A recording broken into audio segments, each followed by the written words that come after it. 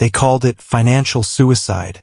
After losing everything in a brutal divorce battle, a single father spent his last savings on an abandoned gangster mansion that had been rotting for decades. The place was crumbling. The history was violent.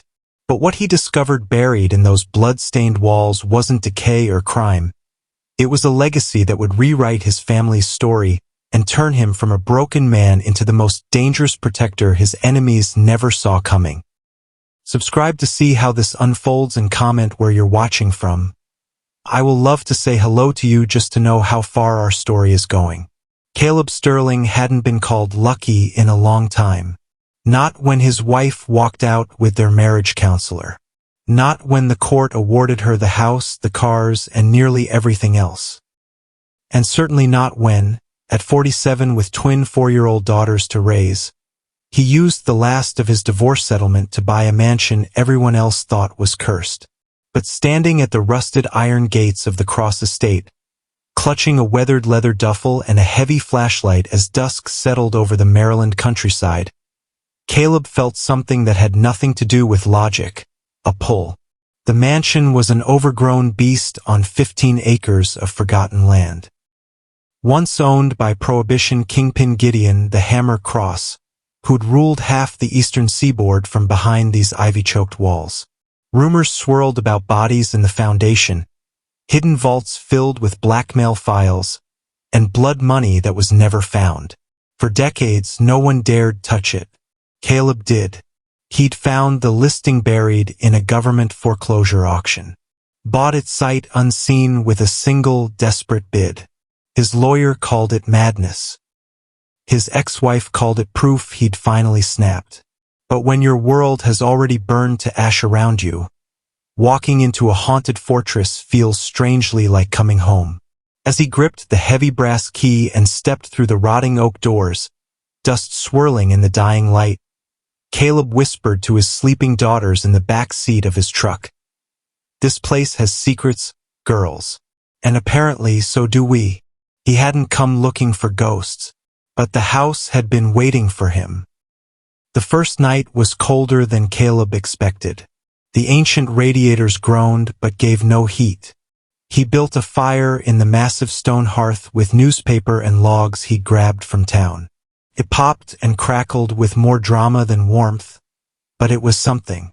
He sat on a dust-covered leather chair, a cup of black coffee growing cold in his hands, his strong shoulders hunched forward as he studied the shadows dancing on the walls.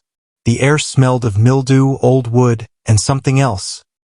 Maybe bourbon, maybe blood. He couldn't tell if it was his imagination or some lingering ghost of violence long past. That's when he heard it. A faint thump somewhere above. Not the house settling. Not the wind. A dull, deliberate sound like something heavy being dragged across the floor. Caleb froze, his weathered hands tightening around the coffee mug. His salt and pepper beard couldn't hide the tension in his jaw. "Probably a raccoon," he muttered, but his voice carried no conviction. He climbed the grand staircase, each step groaning under his weight. The beam of his flashlight barely cut through the thick darkness as he followed the sound to the east wing, where faded wallpaper peeled from the walls like dying skin. The door at the end of the hall was cracked open. He pushed it slowly with his shoulder, ready for anything.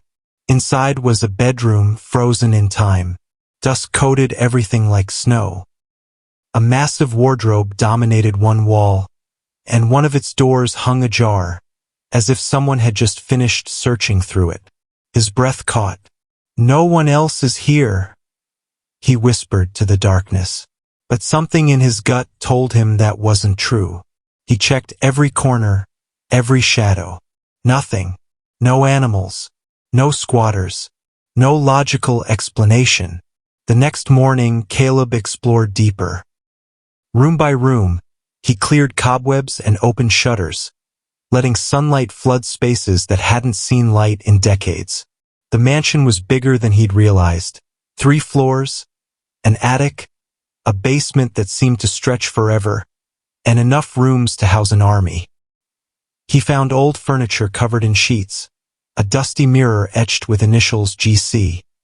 And behind a fallen dresser, a photograph of a man in a dark suit with cold, calculating eyes. On the back, someone had written, "The Hammer, 1932, before the feds came calling." That night, he returned to the East Wing bedroom, determined to face whatever was making those sounds. Nothing moved. Nothing thumped. But when he stepped back into the hallway, his flashlight caught something he'd missed before. A faint outline on the wall beside the wardrobe room. A rectangular seam, barely visible, like a door someone had tried to hide with layers of paint and wallpaper. Caleb pressed his calloused palm against it. Solid, but he felt the slightest draft. His heart began to race. Subscribe to see how this unfolds and comment where you're watching from. I will love to say hello to you just to know how far our story is going. The whispers started the moment Caleb's rusted pickup truck rolled into Millbrook, Maryland. At the gas station, the attendant's eyes lingered too long on his license plate. At the diner where he grabbed coffee and sandwiches for the girls, conversations died when he walked in. By the time he asked for directions to the Cross estate, the waitress was already shaking her head. "You don't want to go there, mister," she said, her voice barely above a whisper. "That place, it ain't right. Hasn't been right since the Hammer disappeared." Caleb adjusted his dark canvas jacket and met her stare with steady brown eyes. "I already bought it." The woman's face went pale. Behind him, someone muttered, "Madness. Pure madness." But Caleb had heard worse things said about him in divorce court. He paid for the food, ignored the stares that followed him to the door, and drove toward his new life with his sleeping daughters in the back seat, their dark curls catching the late afternoon sun. The town's warnings meant nothing to a man who'd already lost everything that mattered. The rusted iron gates of the Cross estate loomed ahead like the mouth of some ancient beast. Caleb parked his truck in the circular driveway, gravel crunching under the tires. The mansion stretched before him, 3 stories of weathered stone and broken dreams, ivy crawling up its walls like green scars. Windows stared back at him like dead eyes, some boarded up, others shattered and gaping. He carried his sleeping daughters inside one at a time, their small bodies warm and trusting against his chest. Jade and June, 4 years old and the only light left in his world. They'd wake up tomorrow in a house that had once sheltered killers, but they'd wake up safe. That was all that mattered. The first night settled around them like a shroud. Caleb had managed to get the electricity working in 3 rooms, the kitchen, the living room, and one upstairs bedroom where he'd set up air mattresses for the girls. The ancient radiators groaned and wheezed but produced no heat, so he built a fire in the massive stone hearth, feeding it with newspaper and pine logs until the flames cast dancing shadows across the dust-covered furniture. He sat in a leather armchair that had probably cost more than his truck, nursing a cup of black coffee and watching the fire burn. The house creaked and settled around him, 60 years of neglect speaking in groans and whispers. The air carried the smell of old wood, mildew, and something else. Something that might have been bourbon or might have been blood. That's when he heard it. A thump from somewhere above, distinct and deliberate. Not the random settling of an old house, but something purposeful. Something heavy being moved. Caleb set down his coffee and listened. Silence. Then another thump, followed by a dragging sound, like furniture being pulled across the floor. His jaw tightened beneath his salt and pepper beard. He grabbed his flashlight and climbed the grand staircase, each step protesting under his weight. The sound led him to the east wing, where wallpaper peeled from the walls in long, curling strips. The door at the end of the hall was cracked open. Inside, dust motes danced in his flashlight beam. A bedroom, untouched by time, dominated by a massive wardrobe with one door hanging ajar. as if someone had just finished searching through it. As if someone was still here. Caleb checked every corner, every shadow. Nothing. But when he stepped back into the hallway, his light caught something that made his breath hitch. A faint rectangular outline on the wall beside the wardrobe room, barely visible under layers of paint and wallpaper. A door someone had tried very hard to hide. He pressed his palm against it. Solid, but he felt the whisper of a draft. Behind this wall was something the hammer hadn't wanted found. For 3 days, Caleb explored the mansion room by room, clearing cobwebs and opening shutters, letting sunlight flood spaces that had been dark for decades. The place was enormous. 3 floors, an attic, and a basement that seemed to stretch forever. He found furniture covered in dusty sheets, portraits of stern-faced men in expensive suits, and enough bedrooms to house a small army. In what had once been Cross's study, floor-to-ceiling bookshelves lined the walls, filled with leather-bound volumes on law, business, and surprisingly, poetry. Caleb ran his fingers along the spines, noting titles in English, Italian, and German. The hammer had been an educated man, which somehow made him more frightening. It was while dusting the higher shelves that Caleb found it. A book titled The Art of War that felt wrong in his hands. Too light, too hollow. He opened it and discovered that the pages had been carved out, creating a hidden compartment. Inside, nestled in red velvet, was an ornate brass key shaped like a rose.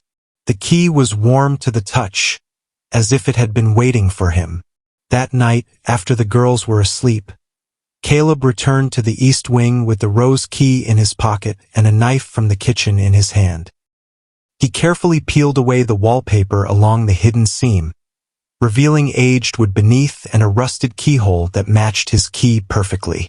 The key turned with surprising ease, and the hidden door swung open with a long, aching groan that seemed to echo from the house's bones. Behind it was a narrow staircase, steep and spiraling down into darkness that his flashlight couldn't penetrate. Caleb hesitated at the threshold. The air was cooler here, thicker, carrying scents of old cigars and something metallic. Every instinct told him to walk away, to seal this door and forget what he'd found. But he was a man who'd lost everything. His marriage, his home, his faith in the system that was supposed to protect him. He had nothing left to lose except his daughters, and they were safe upstairs. He descended. Step by step, the staircase spiraled down through what felt like the mansion's heart. The walls were stone here, older than the house above, as if Cross had built his fortress around something that was already ancient. At the bottom, Caleb found a room that belonged to another era. Wood-paneled walls, a poker table set for 8, empty whiskey bottles lined up like soldiers, and a bar that probably once served the most dangerous men on the eastern seaboard. But what drew his attention was the far wall, where a massive iron safe was bolted into the stone, its dial worn smooth by countless hands. Next to it, a filing cabinet lay toppled over, papers scattered across the floor like fallen leaves. Caleb knelt and gathered them up, his flashlight revealing blueprints, ledgers, maps, and photographs. Names he recognized from history books, dates that matched famous unsolved crimes. And at the top of the pile, a manila folder that made his blood run cold. Sterling Confidential. His own family name, written in the hammer's careful script. With trembling hands, Caleb opened the folder. Inside were yellow documents, birth certificates, photographs, and letters typed on letterhead he didn't recognize. The first page stopped him cold. Subject: Arthur Sterling. Alias: The Auditor. Status: Active asset. Arthur Sterling. His father. The man who died when Caleb was 12, leaving behind nothing but bills and disappointment. The man his mother had called a failure, a dreamer who could never hold down a steady job. According to these files, Arthur Sterling had been something else entirely. Cross's accountant, his confessor, the only man the Hammer trusted with his deepest secrets. Caleb sank into the cracked leather chair beside the poker table and read by flashlight. The documents painted a picture of his father he'd never imagined. Not a failure, but a ghost. A man who'd moved through Cross's organization like smoke, keeping the books, hiding the money, and documenting everything in meticulous detail. But the most shocking revelation was in the final report, dated 3 days before Cross's disappearance. The auditor has established a trust in his son's name. Should anything happen to this organization, the boy will inherit what we've built. The Rose Key has been secured. The legacy continues. Caleb looked up from the papers, his mind racing. His father hadn't been running from anything when he'd left Cross's organization. He'd been preparing for something, planning for a future where his son would need protection, money, and most importantly, leverage. The Rose Key. The same key Caleb had found upstairs, the same key that had opened this door. His father had left him an inheritance after all. Not money. Something far more valuable. He'd left him power. As Caleb sat in the underground vault that had once been the nerve center of a criminal empire, surrounded by evidence of his father's secret life, he finally understood why the house had called to him. Why buying it had felt less like desperation and more like destiny. This wasn't just a mansion. It was a fortress his father had helped build. A sanctuary designed to protect what mattered most. And now it was his. The files contained more than just his father's secret. They held the keys to a network that had never truly died, only gone dormant. Bank account numbers, safe deposit box locations, the names and addresses of men who'd thought their secrets were buried with Cross. Caleb Sterling had come to this house a broken man, a divorced father with nothing left to lose. But he was about to discover that sometimes, losing everything is just the first step to gaining something far more dangerous. The next morning brought visitors Caleb hadn't invited. He was making breakfast for the girls when he heard the crunch of gravel in the driveway. Through the kitchen window, he watched a black SUV with tinted windows circle the mansion slowly, deliberately, like a predator sizing up its prey. Caleb moved the girls away from the windows. "Stay in the living room," he told them quietly. "Play with your blocks. Daddy needs to check something." The SUV didn't stop. It completed 2 full circuits of the property before disappearing down the long driveway. But 20 minutes later, when Caleb went to check the mail, he found something that made his blood freeze. Tucked under the iron gate was a manila envelope. Inside, a photograph of Jade and June playing in the mansion's overgrown garden, taken with a telephoto lens from somewhere in the surrounding woods. On the back, someone had written in block letters, "Leave now. This is your only warning." Caleb's hands shook as he studied the image. Whoever had taken this photo had been close enough to hurt his daughters. Close enough to... He crushed that thought before it could take root. Instead, he did what any father would do. He got angry. That night, after the girls were asleep, Caleb returned to the vault with the Sterling files. He spread everything across the poker table, maps, ledgers, photographs, bank records. If someone wanted him gone badly enough to threaten his children, then what he'd found down here was worth more than he'd imagined. One document caught his attention. A hand-drawn map with his father's distinctive handwriting in the margins. It showed the mansion, the surrounding woods, and a series of symbols leading to the riverbank. At the bottom, Arthur Sterling had written, "Where the current bends, the truth waits." Caleb recognized the location. Mill Creek ran through the eastern edge of his property, winding through dense forest before joining the Potomac. He'd seen it on his deed survey but hadn't explored that far yet. The next morning, he drove the girls to town and left them with Mrs. Patterson, the elderly woman who ran the local daycare. She'd been one of the few people in Millbrook who hadn't looked at him like he was insane for buying the Cross estate. "Going to do some exploring on the property," he told her, keeping his voice casual. "Should be back by dinner." Mrs. Patterson nodded, but her eyes held worry. "You be careful out there, Mr. Sterling. That land has a way of keeping secrets." Caleb followed the map through dense woods that hadn't seen human footsteps in decades. Ancient oaks towered overhead, their branches forming a canopy so thick that noon felt like twilight. He found the creek exactly where his father's map indicated, following it downstream until he reached a sharp bend marked by a massive fallen tree.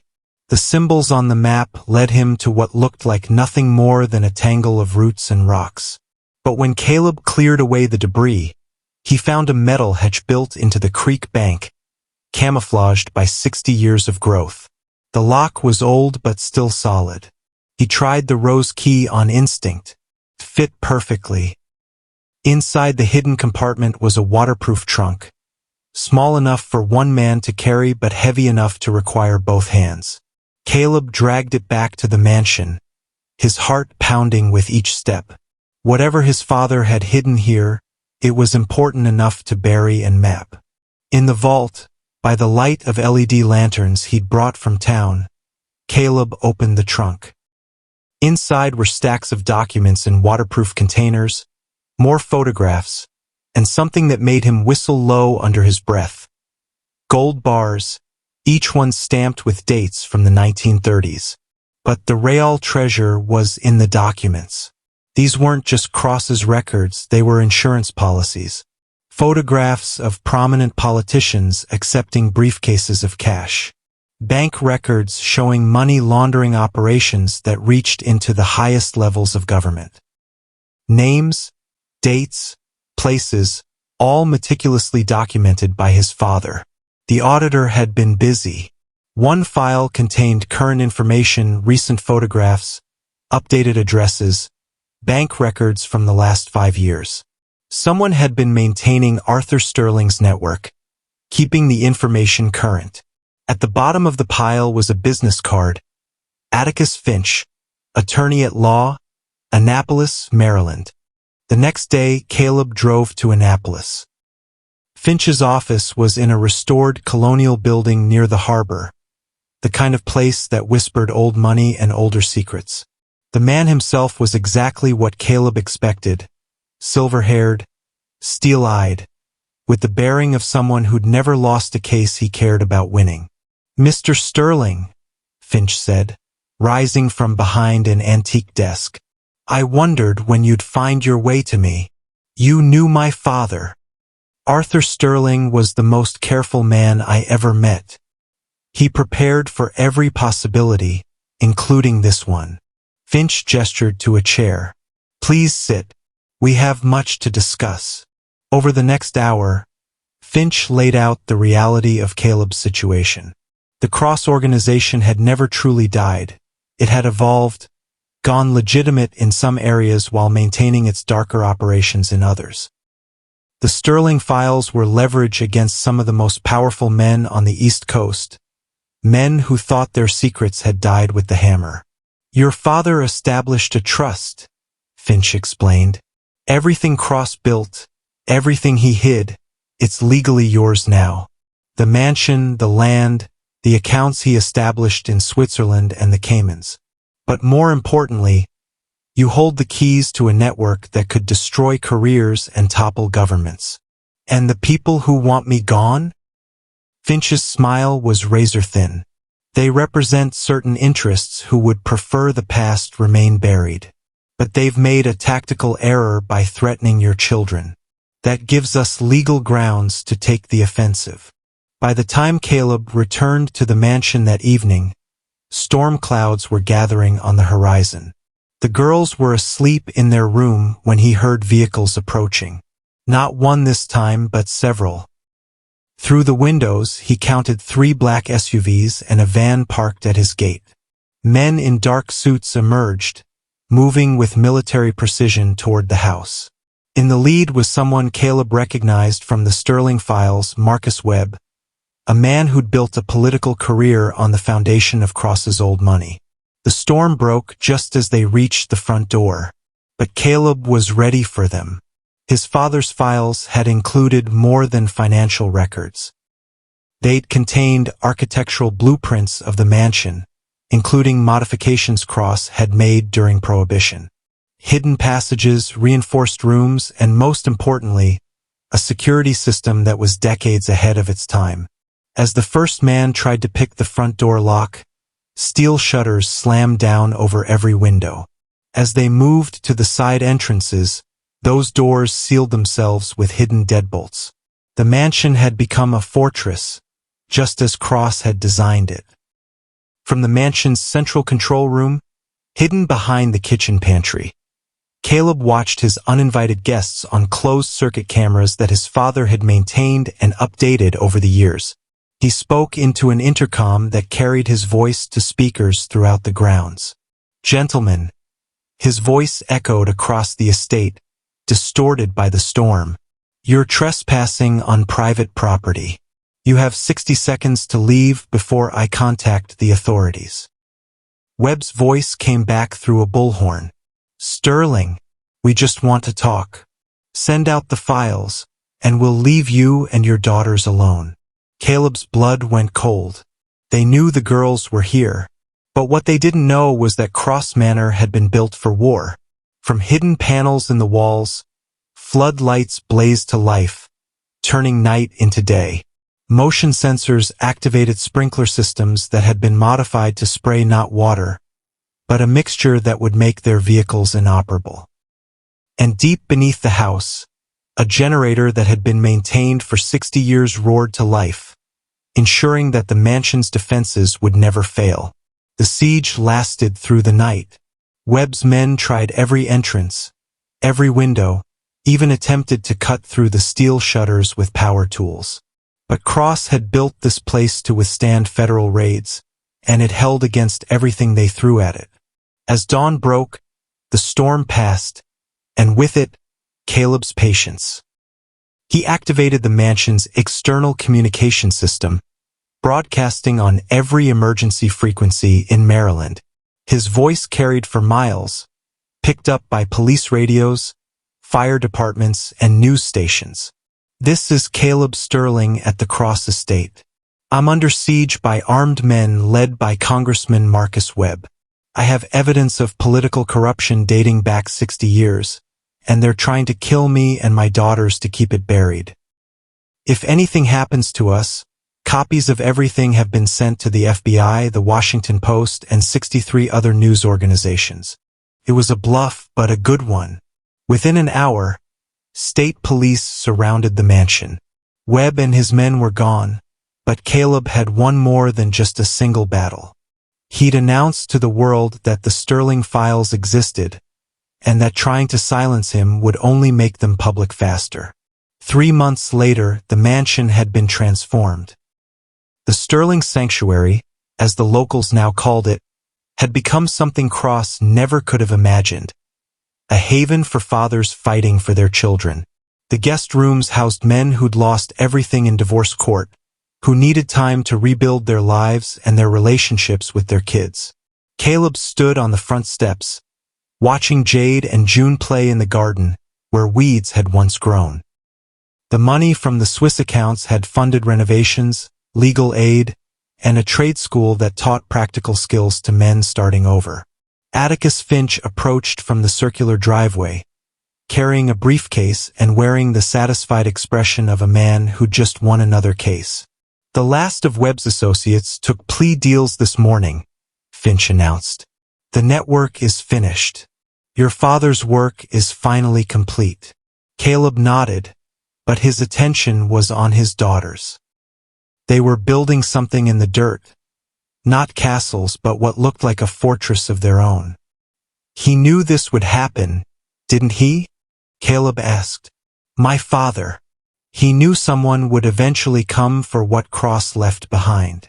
Arthur Sterling spent 30 years preparing for this day. He couldn't protect you from losing everything, your marriage, your home, your old life.